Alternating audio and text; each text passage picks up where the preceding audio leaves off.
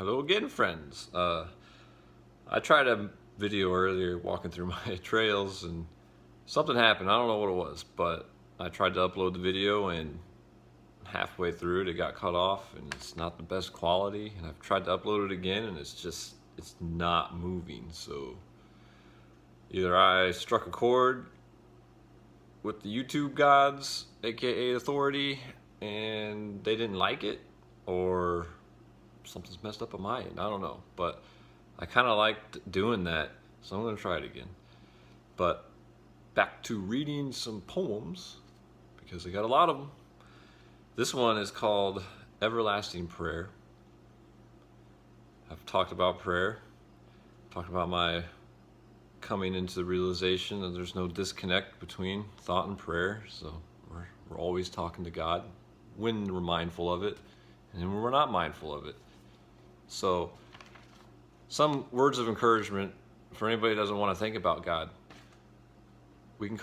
Let's call it nature, call it divine, call it good guidance, call it the best, healthiest growth available to our awareness. It's there to be taught, it's there to be shown. This is what I'm talking about, God. And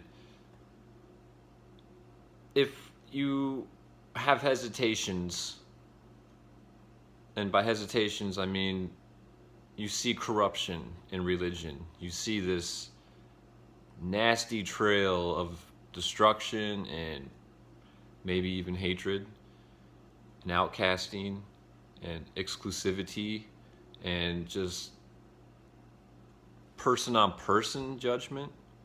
If religion's brought that out in you and you just don't want, and you think God is not looking out for you because of those tainted ass religions, then understand, if you are a drug addict, did your parents make you a drug addict? I'm guaranteeing you, your parents probably didn't want you to be a drug addict. But with this beautiful free will that we do live in with God and the creation of everything, you can choose to be a drug addict. Your parents are going to probably oppose you and say, I don't think this is a good, healthy path for you to be going down. Maybe you shouldn't think about going down it. But you can still choose to go down it. And despite their love for you, despite their trying to stop you and trying to reason with you, you can still do it. So think of God this way. You can still go against good guidance.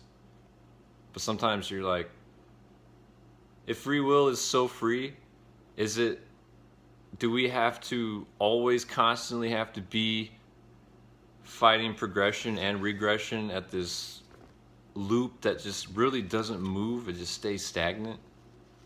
When we have awareness to be progressive in the sense of, we know a lot of healthy wisdoms, we know a lot of healthy things to be growing with. Why let the regressions exist because free will is present? A parent will teach you, don't go touch that fire, because I learned I touched that fire and that burnt and that hurt, and you got to trust me that if you go touch that, it's not going to be a pleasant experience. Your free will is going to allow you to go touch it, but is your trust and the love from your parents going to prevent you from going and testing whether or not they were being true? I kind of come into this realization that's what God really is. Okay? So, keeping this in mind, this is pretty much where my poem Everlasting Prayer came from. Okay. It's as if I'm forever in prayer, feeling this beautiful blessing everywhere. In each sound it makes, each sight it constructs, and every feeling it's present in all the texture we touch. There it is at all times, its never-ending embrace, compassion wrapped with love, present in all time and place. Free for guidance in this never-ending lesson, free from violence and its unhealthy regression. We are to not only feel and observe this beauty, but with it coexist and create, manifest reality within the blessing in which we all reflect and contemplate. For we are not the creators of natural resources, but we ourselves can be resourceful. For we are not the creators of the natural forces, but we ourselves can be forceful. How we can be is essentially a choice. And a choice is made from outside influence and inner intention. To be healthy, the whole must be balanced, knowing how to speak and also how to listen. We should be mindful and not disrespect while in awareness of this blessing. That is misrepresenting love, and that is misrepresenting God. This is why I'm forever in prayer, seeking out the misguided with an open, loving care. I will never stop feeling the pain of others so long as I know I can help dissolve pain and erase, use my joy to help fill any void, and help guide others towards this embrace. Remember, this is all a blessing, and yes, it is always there. We are all a part of it, and within it, I am in everlasting prayer. Do you doubt it communicates? Fear it will not answer your call? My friends, it's quite the opposite, for this blessing is what connects us all. Like the heart sends blood to the brain, your intent too pushes your thoughts. It will travel to where it's most vital, and on its way it should not get lost. This only happens with inner doubt, for that is the message that you send. Remember, this is all a blessing, so be true in your intention. I am so thankful to be alive alongside you all. Truly, what a blessing life really is.